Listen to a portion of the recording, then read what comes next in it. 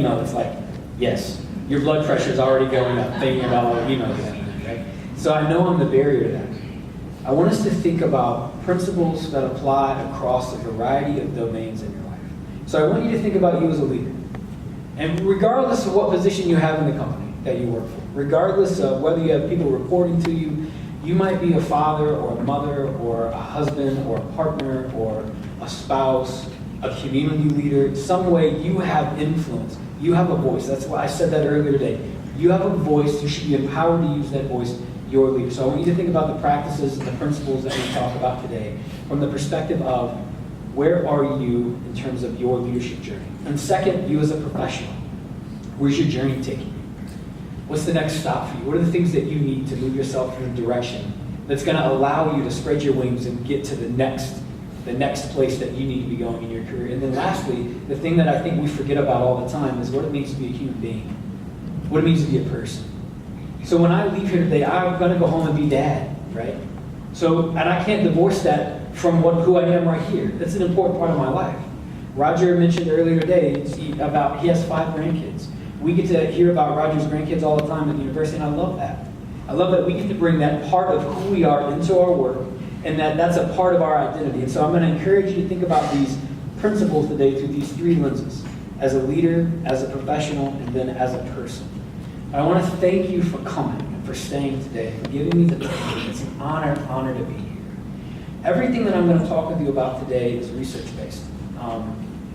You can look everything that I'm going to talk about up. You can go to Google Scholar, type in Brad, Shuck, and then type in engagement. And everything that I've ever done is going to pop up and it's going to be available to you. And if you need anything, you don't have access to it, you let me know. But I tell you that because I don't think anybody's interested in my opinions. I think we're interested in what does the evidence tell us. Where's the research leading us? How do we begin to have different kinds of conversations around talent development? And how do we begin to rethink the idea of talent development? Well, let me introduce you to my daughter. So this is Maddie Grace. Yeah, now you can't boo me because we have a pact. We talked about psychological safety earlier, ladies and gentlemen. This is my psychological safety net right here, right? Yeah, see, she's 7. And she was in preschool a couple of years ago. And I love to tell this story. Normally, when we're at home, I have the opportunity to work from home a couple of days a week. And when the girls come home, my wife and my daughter come home from school. They both go to the same school. My wife's a first-grade teacher at Camden State in Oldham County. When the girls come home from school, we stop what we're doing and we run to the door. Okay? And we run to the door and we hug each other. And we just say, "Hey, I love you. How was school? What was going on? Tell me all about this." And so this one particular day, Maddie was really sad. And she's a very happy person, as you can tell, right? And she was very sad, and she was dragging her backpack behind her. Normally she's very chipper and ready to go and ready to play and go outside, but this day she was really dragging her backpack behind her, and she was kind of moping along. And I could immediately sense like something was wrong. The day was very different for her. And so I got down on one knee, right, and I said, "Hey, Maddie, what's going on? Like, you look sad. Are you okay?" And she said, "Daddy, it was a really hard day today." And I was like, "You're in preschool. Like, it gets worse." So, how could it have been a bad day? She says, "Well, my teacher told me I needed to color like a kindergartner." And I said, "What? Like a kindergartner? Like, show me what you mean." And so she pulls out, and I wish I would have brought it today. I have it at home in my office frame. She pulls out this elephant that she had colored pink. Yeah, right? And I was like, "Oh, girl, you hit the page." Yes, that's awesome. And I said, "Well, what did your teacher mean by color like a kindergarten?" She said, "Well, Daddy, my teacher told me that elephants aren't pink, they're brown and gray. And that I shouldn't color elephants pink because elephants, they just don't exist where they're pink." And I said, "Oh," and I could immediately see like what was happening here. Like, I get it, there's need for rules and order and things like that, but we've talked all day about like getting out of the box, right? My job as a university faculty member is to get people out of their box. And sometimes I spend the entire semester getting people to think a little bit beyond their comfort zone. And at the ripe age of 7, my little girl was being told to get into her box. I love to use this as a metaphor for how we need to rethink some things. How many times have you been told in a conversation, in a meeting, out to lunch with some colleagues, like, "Get back in your box"? Like, we don't do things like that here. We don't have those kinds of conversations here. You can't do that here. We don't have enough budget for that here, right? And our opening keynote today talked all about this, right? I call this the pink elephant. This is my pink elephant, right? And so if we want to rethink the way that talent development is done, and we want to understand how this is going to actually move us forward, we have to be willing to color some elephants pink. And it's going to take some courage for some of us to do some of those things, right? To have those conversations, to be bold, to make steps in that direction. We're going to have to do some of that. So I like to frame this conversation from a perspective of what I call the employee value proposition. And an employee value proposition is a really easy equation. It's the answer to the question, why would a talented person choose to work here? What is it that's unique about where you work from a talent development perspective that attracts the kind of talent that you need? And once they got there, why would they stay? What is it about your organization that actually keeps people engaged in their seats and in the learning and in the conversations, so that when you're asking questions in meeting, people are raising their hands and they're giving their absolute best ideas? And here's what we know from the research. This is a quick, I won't show you a whole bunch of data today. I promise. I only have 252 slides, but this is the only one that I have for data. This is a quick scatter plot, and this is what employee engagement looks like when you overlay talent development. See, talent development drives employee engagement. In fact, in our research, it explains 33% of the variance in the outcome of engagement. So what this essentially says is that when people work in an organization where they believe the talent development value proposition for them is positive, we've had conversations today around career development. We've had conversations today around how we can be better organized and how we can use different learning theories to engage our learners. When we have those kinds of things, we have more engaged employees. And I'm not giving you a correlational statistic, I'm giving you predictive analytic. It's predictive of the outcome. That's a compelling story when you think about it from a data standpoint.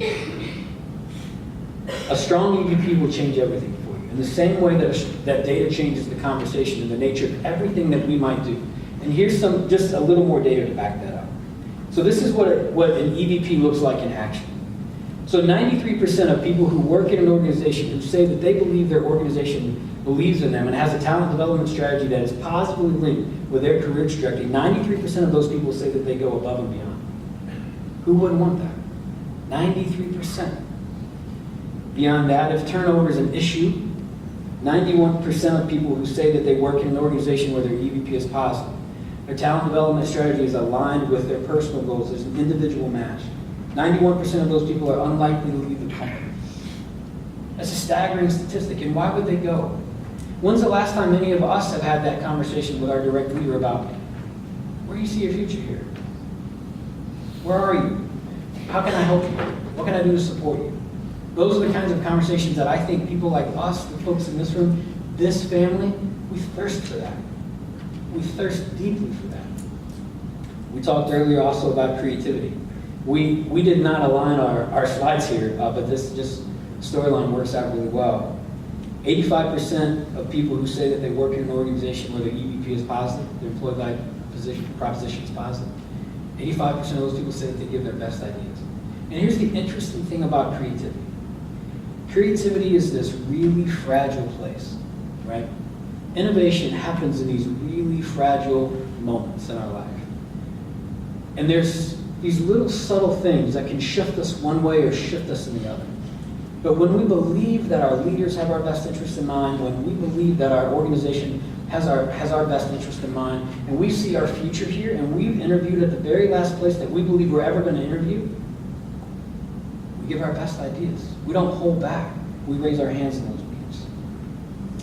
What I would tell you, though, is that most leaders start with what I call a practice-based strategy.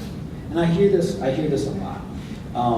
I hear, particularly from some of the students that we teach in class, who are interested in taking practices from best-in-class organizations, and we read about these things, and we'll take those practices and we'll want to take them out of that organization, and we want to put them in our organization, right? But that's not what an EVP is. An employee value proposition, particularly from a talent development standpoint, is not about what you're doing well, but it's about what we're doing well. And how do we capitalize and leverage that particular strategy?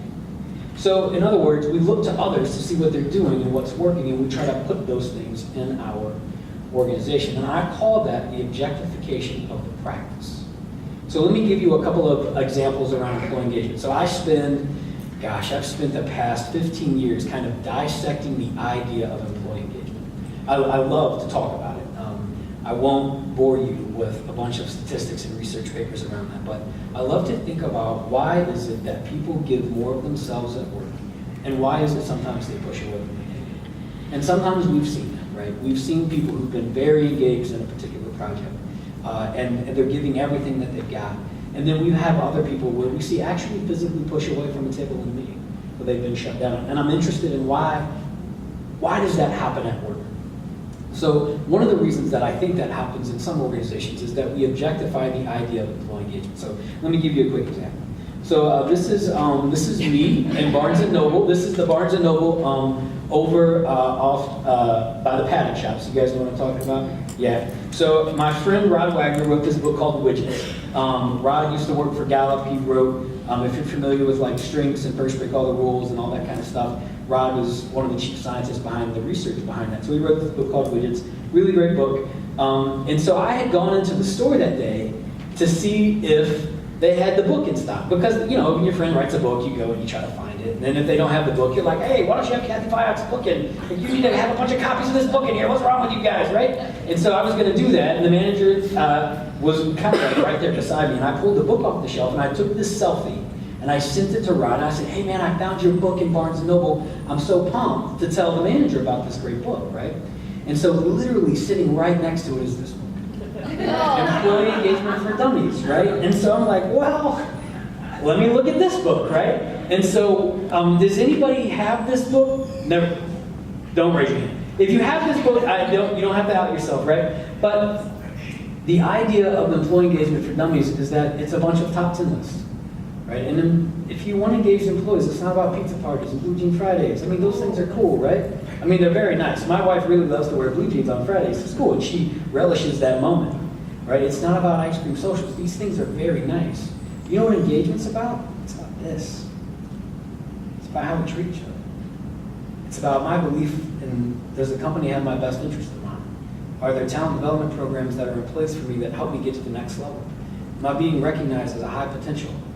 Is someone care? Do they care about my career? Is there a rewards and recognition structure in place that's individualized to me? And these are conversations that are individual to every organization in the room, right?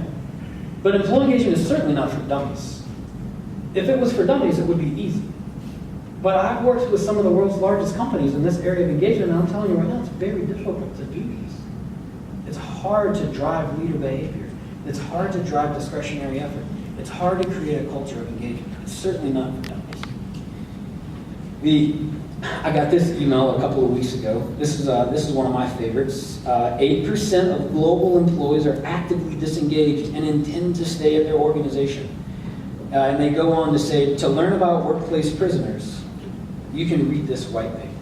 And it was the word prisoners. I don't take any offense to the idea that there's a bunch of people out there sometimes that, look, we know, I may have been one of those employees one time when I'm like, look, I've quit and stayed, right? We call that warm chair attrition. Like, you keep your chair warm, but that's about it.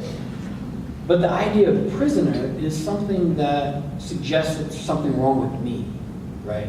And I don't particularly like to be thought of as a prisoner. I don't think that's a helpful thing. And I actually tweeted back and forth with Aon Hewitt about this. And I said, this is not helpful language for people. You're not helping anybody by suggesting that people are prisoners. And then I asked them, I said, if employees are prisoners in the workplace, does that make HR the guards? Like, are we the guards of the prisoners? Like, how does this operate? Like, what are the rules for engagement on this? I'm not sure how this actually works.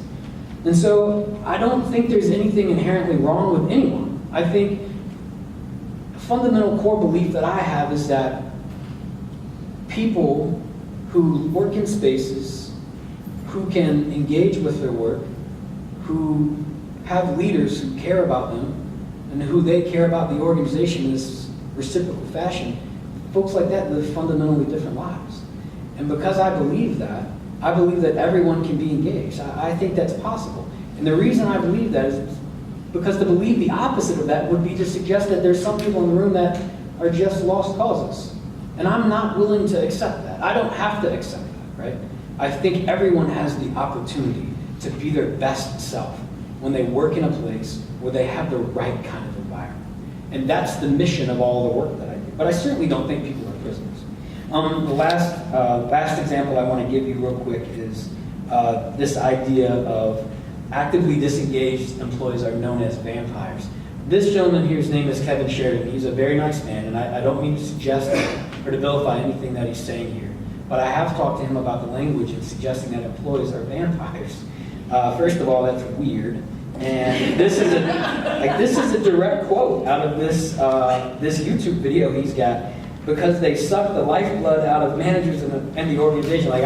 That's an odd thing to say about people, right? I'm not sure, again, that that's a very helpful thing. But I think this is objectifying the issue. It's suggesting that there's something wrong with you and something wrong with me, and I need to be cut out of the organization. Something has to be done with that. And then we retain all the unicorns and rainbows over here, and then life is grand and happy, right? And it just doesn't work like that, right? It just doesn't work like that. So the problem with it is this, that when we objectify something, we no longer recognize its human element. And the thing about talent development, and the thing that I love about this particular professional field, is that it's transformational. You have all seen this happen, and you have stories. You have stories of individual people who you have seen make it, when other people had counted them out, and you didn't. And when we objectify that, it's now transactional. But I don't think talent development is transactional. I believe it to be transformational, right? But when we objectify something and we remove its human element, it looks a little bit like this. Employees become objects to be used. They become objects to be controlled and objects to be manipulated. Now, I don't know anyone who likes to be manipulated or to be outwardly objectified. I certainly don't like that, right? It's not fun for me at all. So rather than think about that from a transactional perspective, right, this idea of give and take, I'd rather think about that from a transformation perspective. But we do have a little bit of a problem. And here's the crux and the core of the issue. Our research suggests that the number of employees engaged after 6 months on the job is 40%. There's a 60% drop-off between somebody's day one on the job and their 6th month. So I wonder, is there anyone in recruitment? Does anybody do recruitment here? Just raise your hand super high. There's one brave soul. God bless you. Yeah, there's an extra bowl of ice cream for you in the back, all right? And put that straw in the caramel sauce and do you that. So I would suspect that we have one of two issues, right? That either we have a recruitment problem, or there's a culture or experience problem. So let's just think about this from a recruitment standpoint for a minute. Have you ever, you probably work with recruiters at the organization that you work with, have you ever heard a recruiter say, gosh, I hope this person gets fired by the end of the day today? No. Have you ever heard, man, I hope this person loses their job by the end of the week? So I used to work for a company in Miami, Florida. It's a big cruise line company, and it was a lot of fun to do that. And I was very excited about this job. All right, this is going to be a great job. It was going to be a big party, and I was going to be working in corporate human resources. And I was transitioning from FIU over in academics over into the corporate side. I just wanted to see, could I actually hack it in corporate America? And so we have just a couple of more slides to go to about this idea of 3 principles that really drive the idea of a value proposition. So the first one is that the strength of your talent development value proposition is that it's cumulative. And here's what I mean by it's cumulative. It's a gradual building up. And what I find in my own life is that so much of the outcome that I experience is grounded in things that are easy to do and easy not to do, right? It's very easy for me to wake up 10 minutes early, right?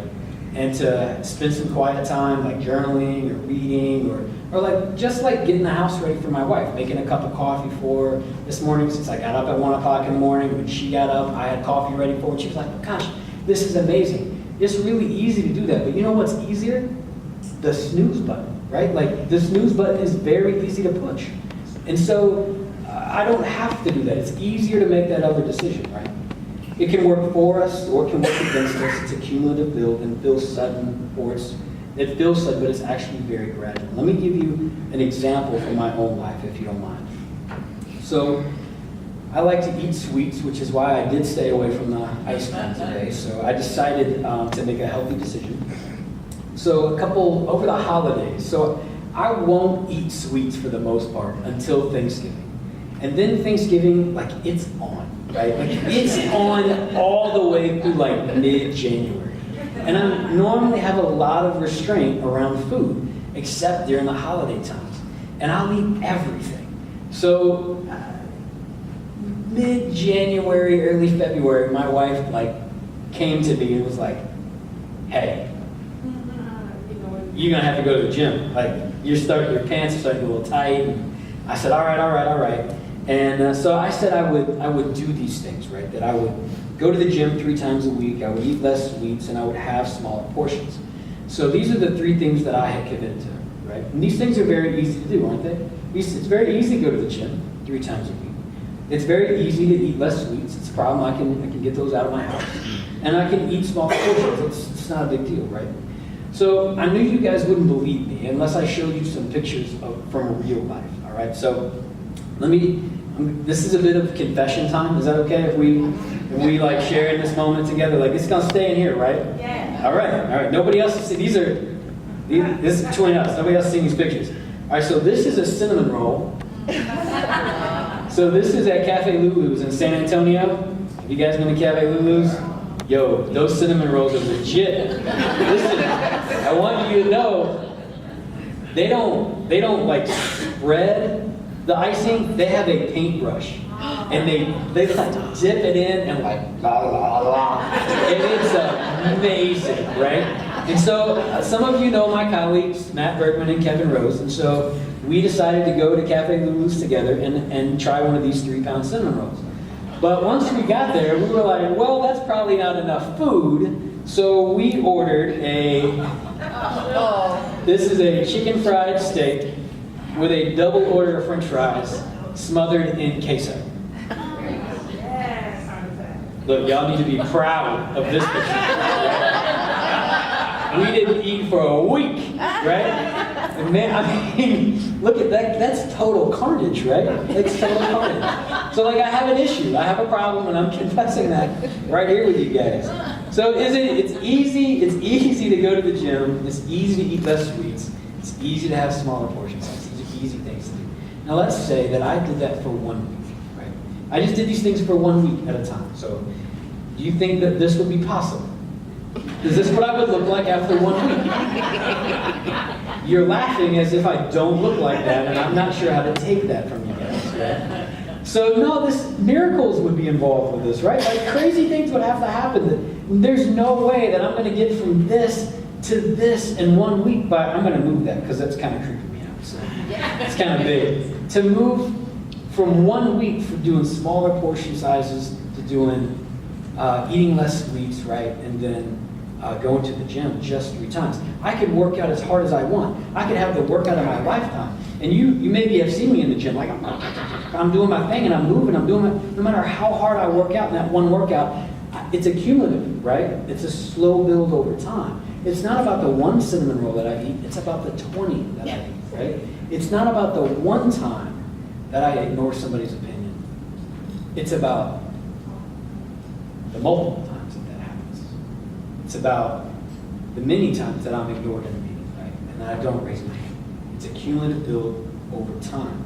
So here's what I would tell you about that, is that from a talent development perspective, culture is intentional, it's never accidental. It's something that we build forward. It's something that we have to take specific action toward. And so I would challenge you to think about, from a talent development perspective, how are you putting in incremental practices that build every day towards the kind of culture that you want. And I tell leaders all the time that you reap the value proposition that you sow. And so if you sow seeds of negativity, right? If you sow seeds of anger, if you sow seeds of being in the box, right? You're going to reap that. And the interesting thing about the law of harvesting is that we reap more than we sow, right? So if we plant an apple tree, we don't get 1 apple. How many apples do we get?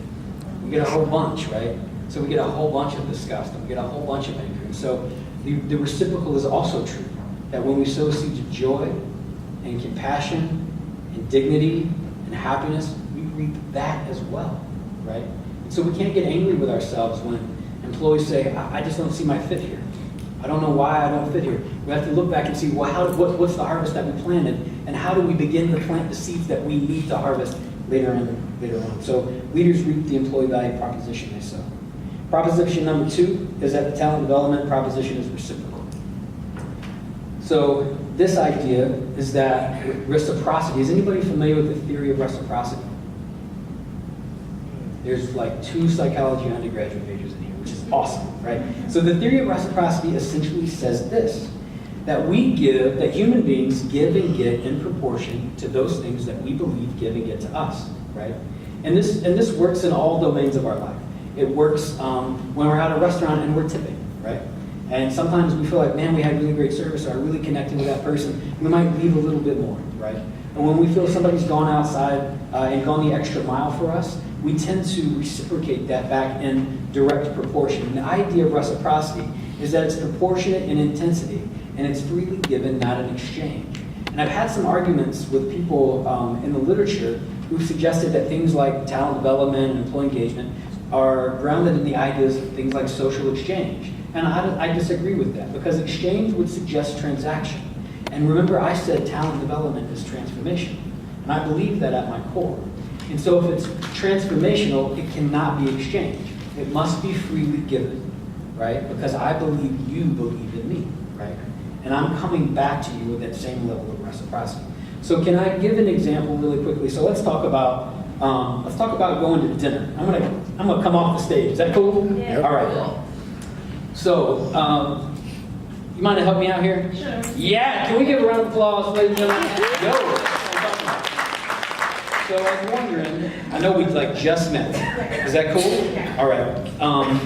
Let's say that you invited me over to dinner to your house. Okay. All right. Okay. Can we all come? Yes. Yeah, we're all gonna come. All right. So we're all going over Just bring it in. tonight, right? Tonight. Yeah. So we're coming over to your house. We're getting ready, and we walk in the door, and you have prepared an amazing meal for us, right? It's incredible, right? You've gone down to, you like to drink wine? Yes. Yeah, you have a wine cellar too. Yes. Went down to your wine cellar, you got the really great wine out, and it's all laid out in front of us. And you know, like some people are kind of stingy with their good stuff, so they pour it for you. Not here. It's just glasses on, you're just pouring all the wine you want, right? And just before we leave, because you're an amazing host, because I know you are, you have gift bags for us. Yeah, gift bags. You have ladies' gift bags and you have gentlemen gift bags, right? I mean, that's how coordinated you are. And my wife is with me, Angie's with me, and before we get to the car, what do you think she says to me about the dinner party? It was lovely. And what should we do?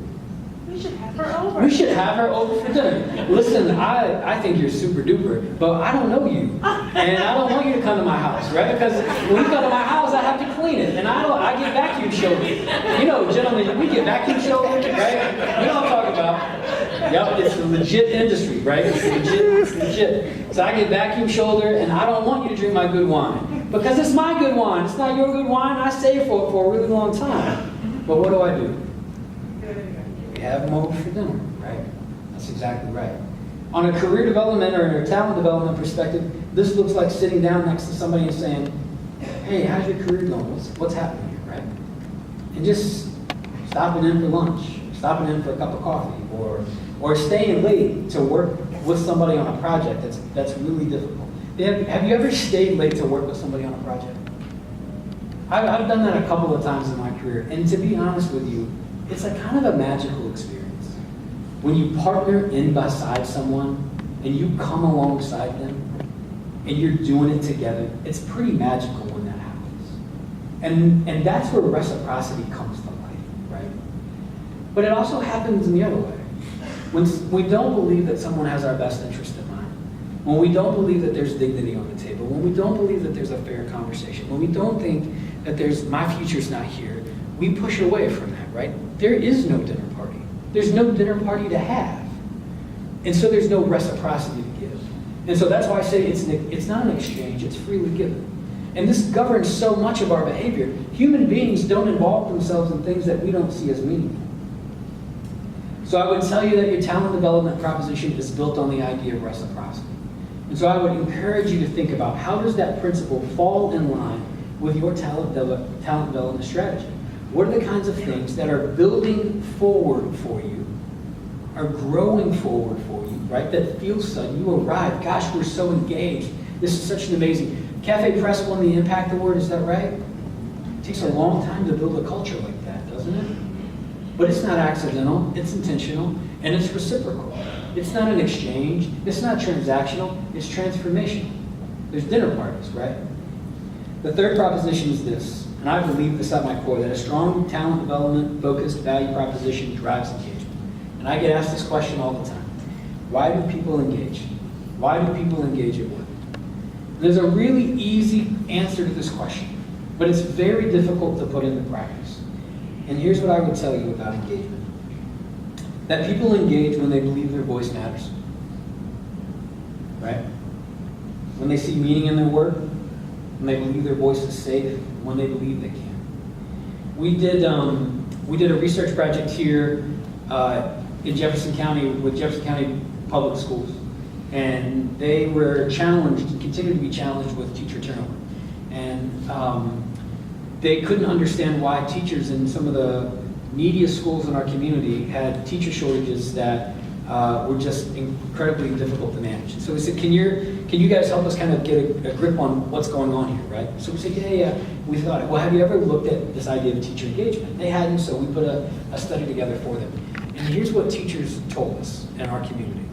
Have you ever met a brand new first grade or elementary school teacher, like just out of college? Have you ever, what's that person like? They're enthusiastic, they're excited, they're gonna change the world, right? Like they literally believe, like, put me in the worst school with the worst kids, with no walls and no textbooks, and I'm gonna change the world, and those kids are gonna be amazing, and they're all gonna go to college, right? And they believe that. They're absolutely on fire. And in our school system, teachers are routinely put in unsafe positions, right? And violently unsafe positions. Sometimes they're placed in schools that have fights or there's guns and things like that. But teachers go anyway. You know why teachers told us they leave the profession? It's massively under-resourced, right? They didn't hear that their voice was mattered. And so after year after year after year after year of pushing the same ball at the same hill over and over and over and over and over again, the safest thing for them to do was begin to push away from the table. And they said, well, I'm going to go some other place where I believe I can make an impact. We all want to make that impact, right? We engage when our voice matters, when our voice is safe, and when we believe we can. And I use the word believe very, very intentionally. Because engagement is not about rationalization. It's not about what we think up here. It's about what we feel right here. Our research would suggest that when people are emotionally engaged, right? Emotionally engaged, that is the tipping point to behavior. That drives everything. When I took my little girl to Disney World when she was 4 years old, we were standing in line to see, it was Frozen had, you guys have kids, you know Frozen, right? Like, you want to act it out real quick? Because I've seen it that many times. We're in line to see Elsa and Anna, and we're like moving through the line, and it's so hot outside, and it's, you know, like I want to be anywhere else but like in this stupid line. But I'm with my girl, and so we're gonna have some fun. And she walks in, and she walks into this castle, and if you've been to this place in Disney World, it opens up, and like there's Elsa right there. And for that moment, like she is transfixed, and she believes that she's an Arendelle, and she believes that that is Princess Elsa, or Queen Elsa, right? And so she runs through it, and the reason that what she believes drives her action. What we believe drives our behavior. What we believe about our employees, what we believe about our talent development strategy, it drives everything about the outcomes that happen. We reap what we sow, right? And we do that in reciprocal fashion, and it builds over time. What feels sudden, like winning an amazing award, or being recognized as, let's take this chapter as a prime example.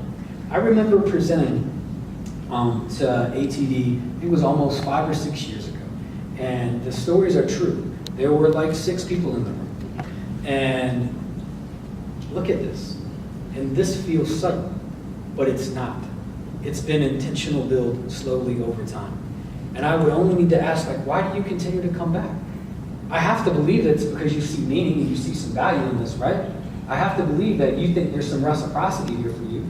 But what seems so sudden is actually cumulative. Why do you engage with this? Because you believe your voice matters.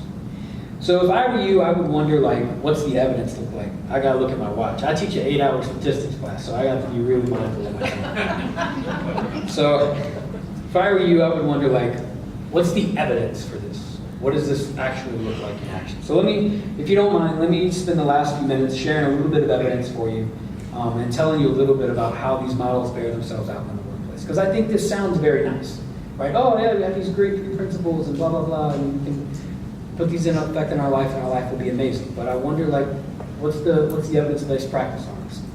So this is a model that we've developed that's been pretty popular and really helpful for us. We call this the compassionate leadership model. And this is a model that we developed at the University of Louisville with a good friend of mine that many of you probably know, Marianne Honeycutt Elliott.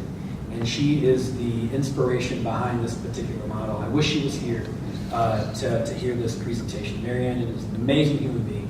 Has been a true inspiration for me. So this, you might remember that Louisville was named the most compassionate city in the world like 3 years ago. You guys remember that? Yes. Yeah? Have you driven on 265? That's the question. Are you sure? Like, I'm not so sure about that, right? And so the mayor had some challenges with businesses when he went to them and said, listen, you need to be more compassionate organizations. And businesses rightfully said, whoa, whoa, whoa, compassion sounds really soft, right? You're going to have to show me some numbers on that, and then we'll see what we can do about that. So Marianne did a lot of the hard work and interviewed some of the people that were in this room for this research project. We interviewed 36 leaders in the Louisville metro area, and we interviewed those individuals for an hour or hour and a half, and we transcribed and thematically coded those interviews. And these are the themes that we came up with. This is what we went back to the mayor with. We said, compassionate leaders do these 6 things. They treat people with dignity, they're authentic, they have presence, and they're present in the moment. They hold their team, they hold themselves accountable, they work from a place of empathy, and they have a sense of integrity, right? And we've written extensively and kind of deconstructed all of those interviews. And what struck us about that was that none of these were hard to do. Treating people with dignity, as I mentioned before, is not a difficult thing to do. But it does cost you some time. It will cost you some thought. You do have to be intentional. Treating people with empathy, or being present in the moment, or holding teams accountable, those things are easy to do. They're not hard. But you know what else is easier? Sometimes avoiding people is easier. Sometimes working from a place of humiliation is easier because I get the immediate result that I want. Sometimes being dishonest is easier. It's not the right thing, but it's easier to do, right? University of Louisville is having some challenges with that today. What I think is the difference here is that courage is the difference between those things, right? So I was working at the U.S. Army Cadet Command this past summer, and I had a leader stand up, and they said, I approach my soldiers from a place of humiliation, and I smoke them, which means they put them through some physical exercise and make them really tired. And we had to have a real conversation about the role of humiliation and leadership. And I want you to know that, like, humiliation doesn't work very well, right? But dignity will, accountability will, and presence will. And so what we did is we worked with an organization. It was actually a financial institution here in the Kentuckiana area. And we sent out a survey around these 6 competencies. We developed what we call the Compassionate Leader Index. And we asked them about things like intention to turnover and discretionary effort and creative activity. And here's what we found. That when leaders worked from a place of compassion, that we can explain 14% of that employee base's level of employee engagement. 14%. That's a fairly high number, right? Just by doing things that seem ordinary and everyday. So if I was to tell you that, listen, if you just treat people with dignity, right? Or you just come from a place of presence or authenticity, that you can actually drive engagement, you would tell me that, no, that's too easy. It's so pedestrian that it actually gets missed.